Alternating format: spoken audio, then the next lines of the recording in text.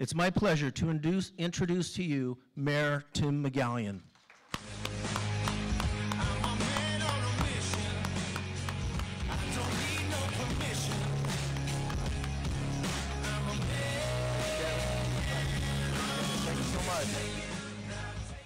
All right, thank you everyone for coming out today.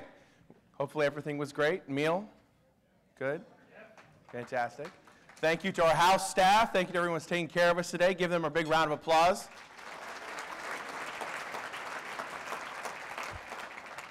So I'm so humbled to be here today, and as you can see, the journey has been long but exciting, and a lot of good things have come into just this moment.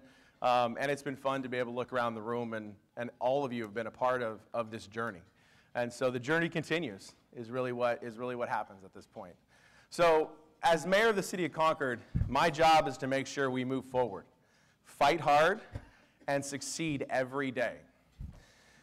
For all the small business owners here, you understand there are no days off. The same goes for myself, the other members of my city council, city staff, every police officer, and every public works employee. We all work hard to create the type of community we can all be proud of. Being realistic is the most commonly traveled road of mediocrity. We all have goals, but what matters is the steps we take to achieve them. So, as a team and as a community, we all get better when we push past what is possible. In my professional role, I help people manage the risk of everyday life, recover from the unexpected, and realize their dreams. As your mayor, I bring that into every meeting, every project, every interaction. I want Concord to be better every day. I want every person, every resident, every business owner, every employee to be better. As business people, we have a work ethic. We all know what it takes to work hard and the commitment it takes to succeed. Now, I might not have all the answers, and it doesn't mean that I'm able to answer all those questions that come at us, but I've got an incredible group of people around me that make it possible. So there are some thank yous I'm going to start with. So I'd like to first start, of course, with everybody in the audience. Like I said earlier, every one of you have been a part of making this journey possible and will continue to make this journey possible. I'd also like to thank my fellow council members. To start off, Council Member Eddie Bersan, Council Member Carlin Obringer, Council Member Laura Hoffmeister, and Vice Mayor Dominic Galliano. And I'd like to thank our City Treasurer, Patty Barsati. I'd like to thank city staff, and I'd also like to thank all my friends and family, but especially my wife, Michelle. She gets a huge round of applause. A big thank you to my kids, my parents, my in-laws. It's pretty simple. They make it possible for me to be able to do this. And as you can see, I'm involved in a lot of things. We do a lot of things. But without them, this wouldn't be possible. So a huge thank you to them. So I'd like to start off. I want to share a few highlights of what we do here in the city of Concord every day.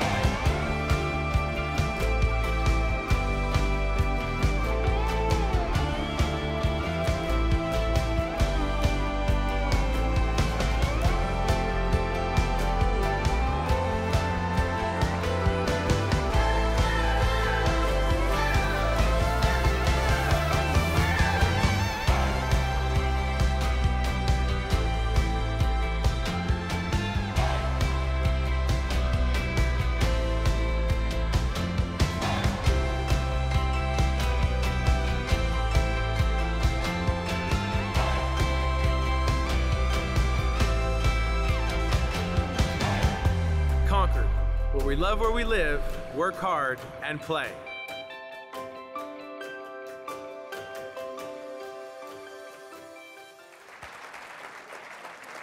So as you can see, this is just a snapshot of some of the great things that happen in Concord every single day and the people that make it happen. Our city staff works hard to serve this community. Families and youth are out enjoying parks and programs, businesses are thriving, and visitors are discovering what we already know. The city of Concord is an incredible place to be. I'd like to recognize our city manager, Valerie Baroni. And I'd like to recognize our leadership team. This is our group here, but I'd like to introduce them individually because they make this all possible. So I'd like to introduce our chief, Guy Swanger, Kathleen Shreppa, Guy Bjerke, Suzanne Brown, Justin Izell, Joelle Faulkner, Jasmine Loy, Jennifer Ortega, Andrea Aus, Karen Reed, Greg Taylor, and Steve Voorhees. So that is our executive team. Hopefully you've had an opportunity to meet each other today. I know most of you are here, but again, this is our A team at this point, and they're doing a fantastic job. So give them a round of applause one more time. So in 2019, we accomplished many goals, and we set the stage for more success to come in 2020. You can see some of the things that we've taken on. Here's a look at some recent accomplishments. In an effort to protect non-smokers and create a healthier Concord, we initiated a smoking ban for multifamily housing units. So this is an important priority for us, of course, with secondhand smoke and third-hand smoke, and it continues to be a serious risk for health. The new ordinance will go into effect on March 6th, of course, for all new units, and existing multifamily, January 1st, 2021, it'll phase in officially. Our engineering team oversaw the completion of major projects around the city, and there are a lot of them. But here is just a look at one before and after on Landana Drive, just to show you some of the great work they're doing. It's so nice to see our roads being paved and the infrastructure getting fixed. But citywide, we have been doing a number of pavement projects, including the downtown sanitary sewer upgrades. Not exactly, the thing you'd think of off the top of your head, but it's pretty important. So, on tap for 2020. We have the next phase of the Oak Grove Road paving project.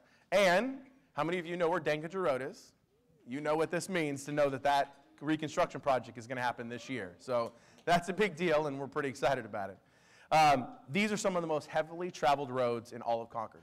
And our residents know that, and they address it every single day. And so, but it's not just the roads, it's installing new curbs, ramps, concrete repair, replacing traffic signals, kind of that entire complete streets package that goes into making our roads world-class. Other recent accomplishments are Cambridge Elementary Safe Routes to School project, as you can see here. This is one of the many things that we've put into this area, but this is also helping to be a key safety element in terms of getting students to and from school. The city has also allocated $7.8 million in affordable housing funds to specifically resources for community development for construction of a 62-unit affordable housing complex that will take care of chronically homeless, veterans, seniors, and the workforce. The city also provided funds to help residents find and maintain safe and affordable housing. We include first-time homebuyer loans for income-qualified individuals and housing rehabilitation loans and grants for low-income homeowners. Those are programs that we do offer. Again, that information is available on our website. So among other recent accomplishments, Concord is proud to have brought more than 24 businesses to town in the last year. Have you ever been to so many ribbon cuttings? I mean, come on, it's been fantastic.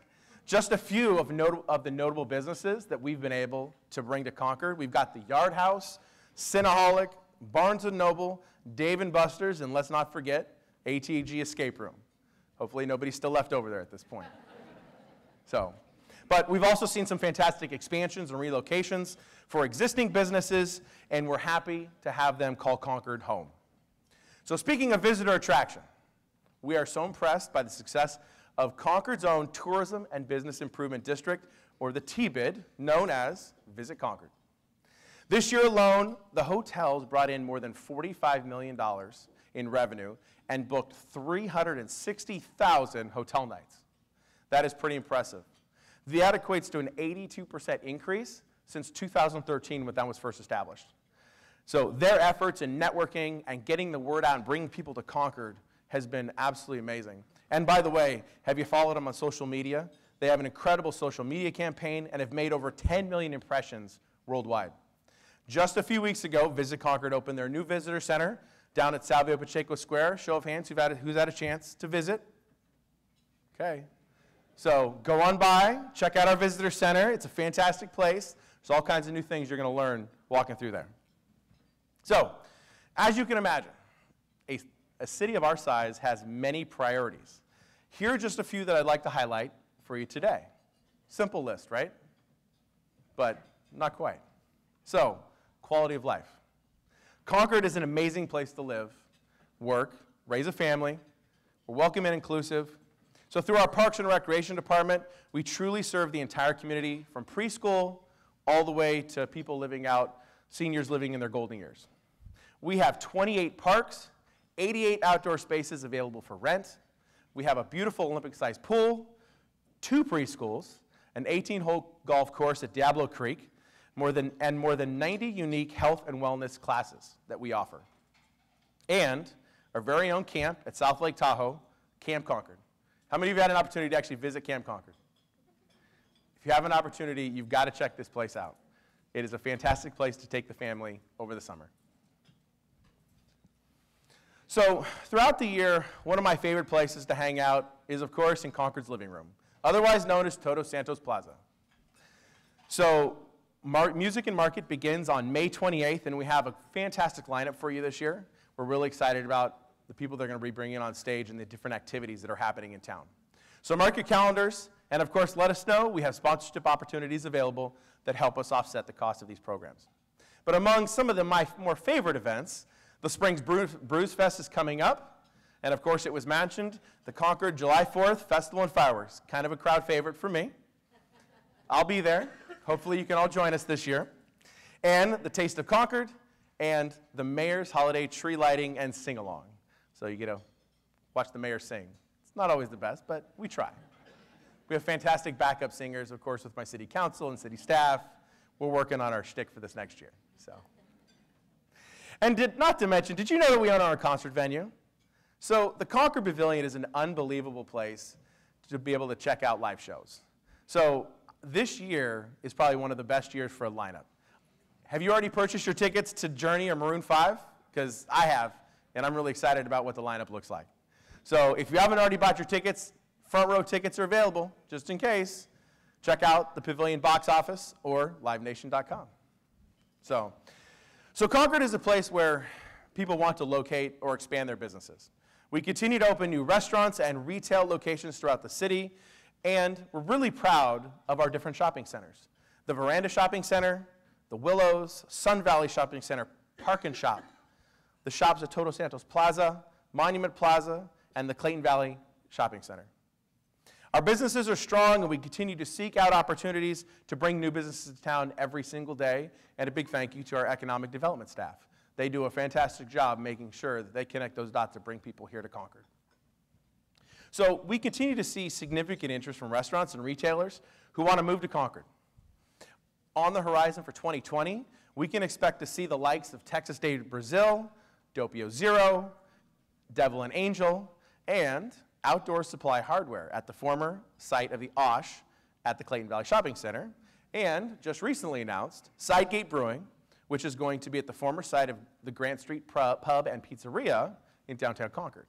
So this is going to be pretty exciting because it's actually going to be a full brewery and pub right there in downtown. So Concord is proud to be home of the most jobs in the county. Most people don't always know that. And in this third quarter of 2019, Concord was one of the highest gainers of leased office space in the region. Cirrus also had an expansion of over 85,000 square feet, Aetna Insurance, 21,000 square feet, Chicago Title, 15,000 square feet. Looking ahead for the first quarter of 2020, looks strong, and some recent office expansions include 38,000 square feet for Swinterton. It's great to see this company expand and really have a huge footprint here in Concord. And then Industrious, this is a new company. They're going to be expanding to 25,000 square feet. It's a co-working provider that's going to be opening in the fall of 2020.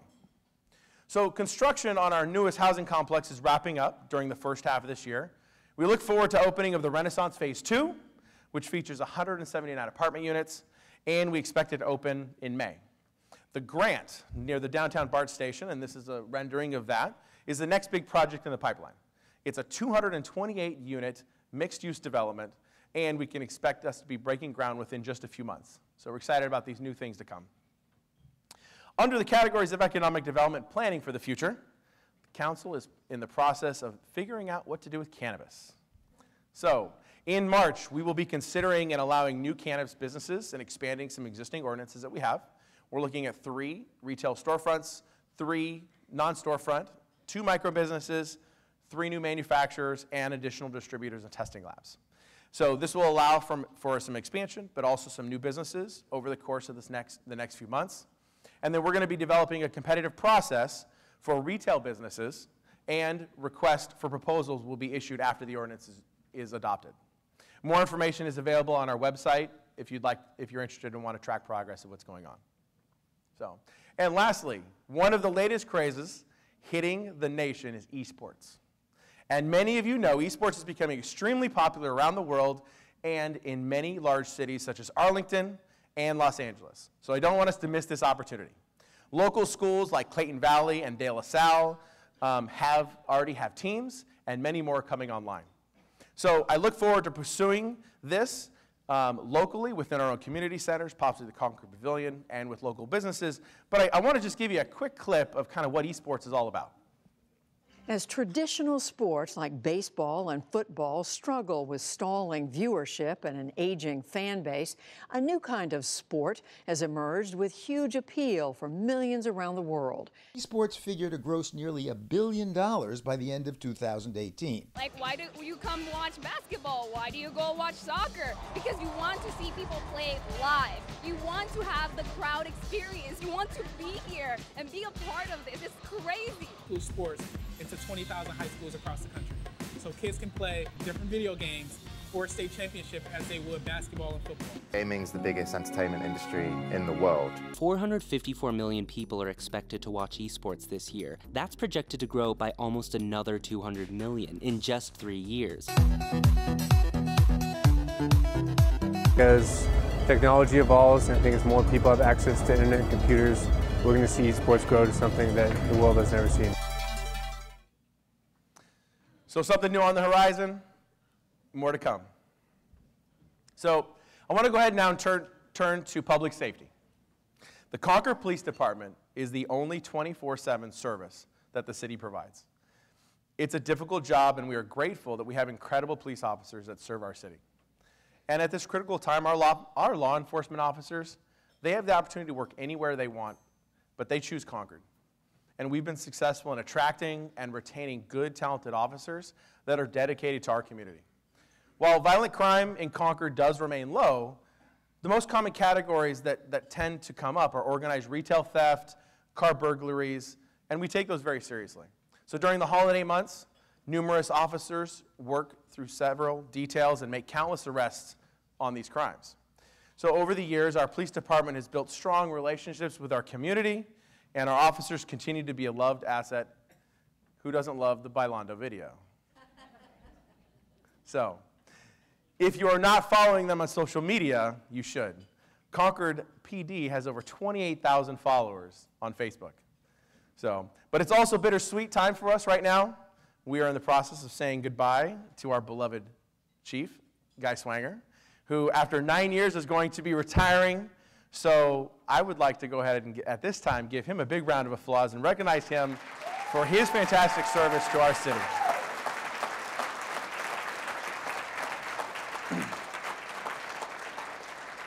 And I do remember 9 years ago when he first came in, and the two of us had that little talk, and it has been fantastic ever since. So thank you for your partnership and your mentorship as we have continued to both grow.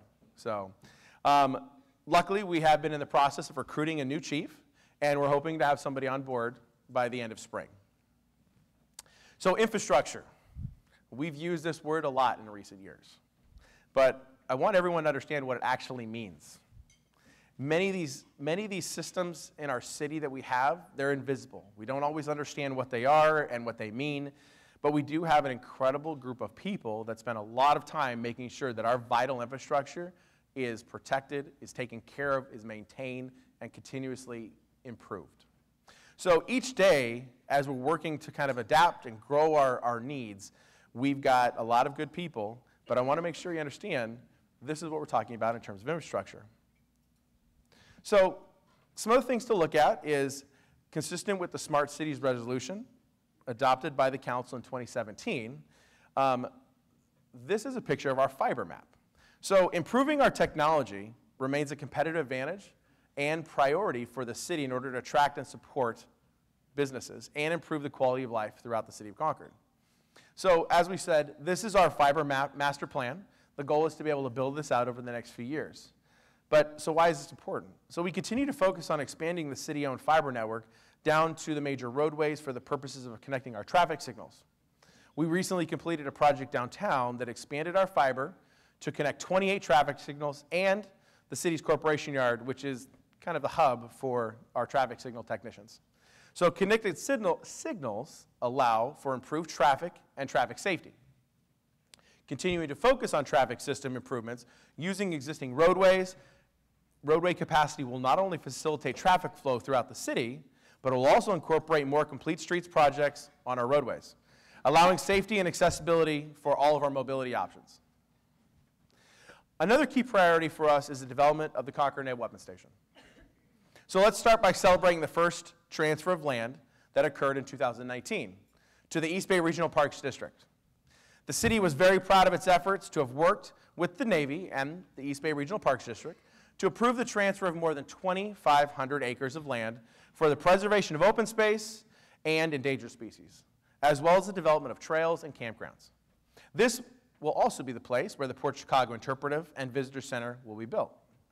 So the council continues to work on special projects happening simultaneously to the phases out at the Naval Weapons Station, including the Campus District, which is a 120-acre site that's slotted to be one of the most innovative spaces for education in the Bay Area.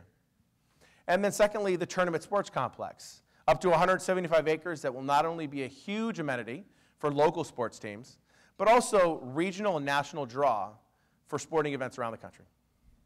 The additional 23 acres, the council remains committed to developing this land and add housing and bring jobs to this region.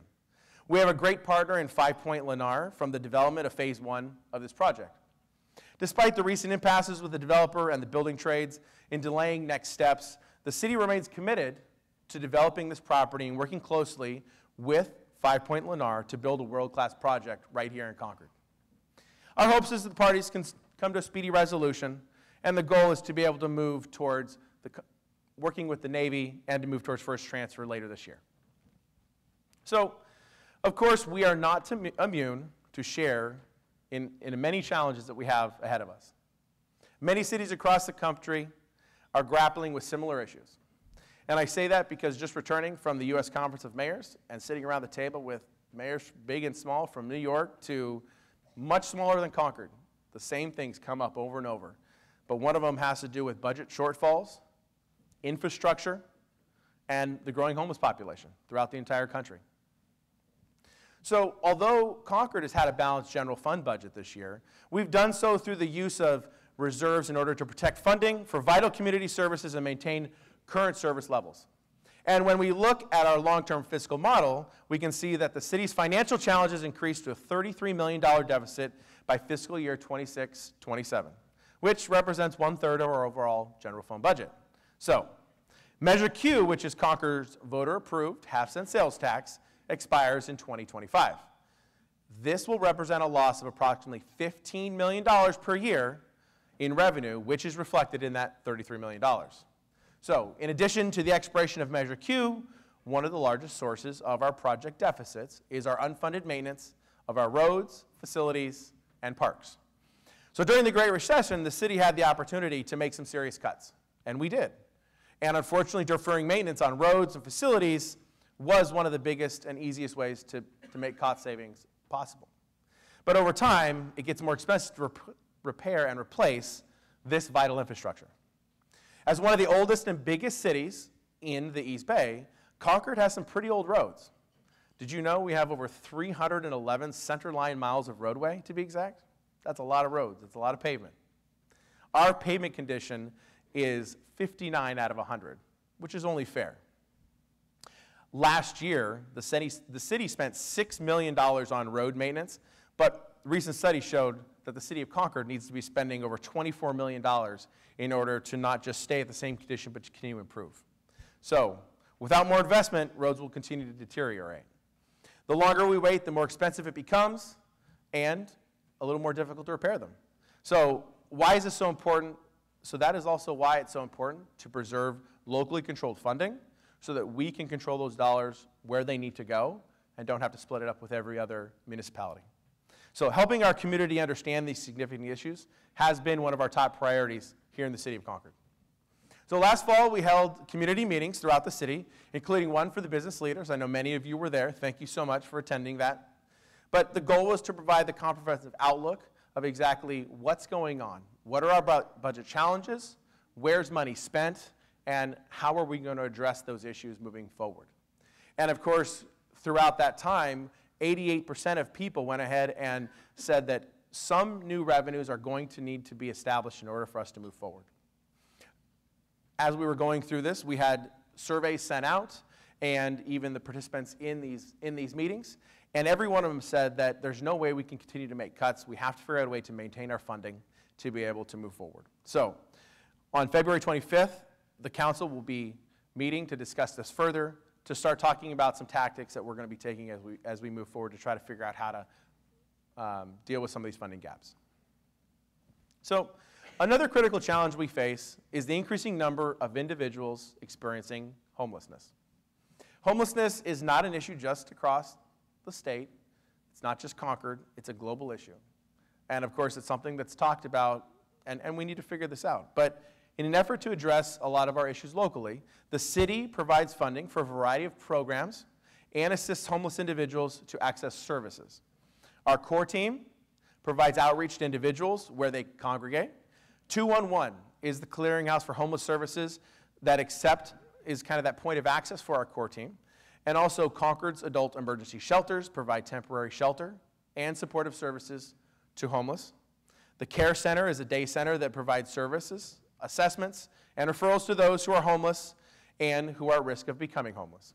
The Warming Centers offers a safe environment overnight with supportive services, and additionally, the city works close with the county homeless services and other cities to maximize funding available for homeless services. So, when you think about state and federal resources for our community, we must consider that much of it is based on population and need. It is so critical that every person is counted, regardless of their housing situation or their citizenship status. Contra Costa County is leading our regional census 2020 efforts, and I encourage you to get involved. Help promote it and encourage your employees and customers to participate. It's only 10 questions and hopefully takes 10 minutes for you to complete. The nationwide count will take place between April and July of this year. So in order to ensure maximum outreach, the census is hiring thousands of temporary workers, and the county is hosting many regional trainings.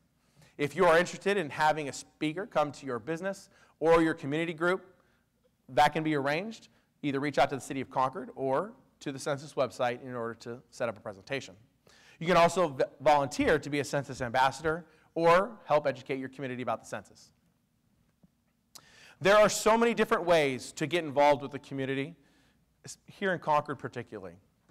I know many of you have already been engaged, and thank you so much for coming out.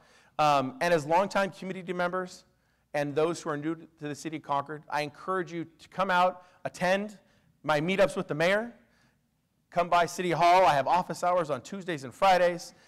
Apply for a community board or commission. We have the Concord Community Institute, which is a fantastic learning opportunity for you to learn more about what we do in the city of Concord. Participate in a neighborhood cleanup. They happen probably every week in the city of Concord. You can even organize one as well.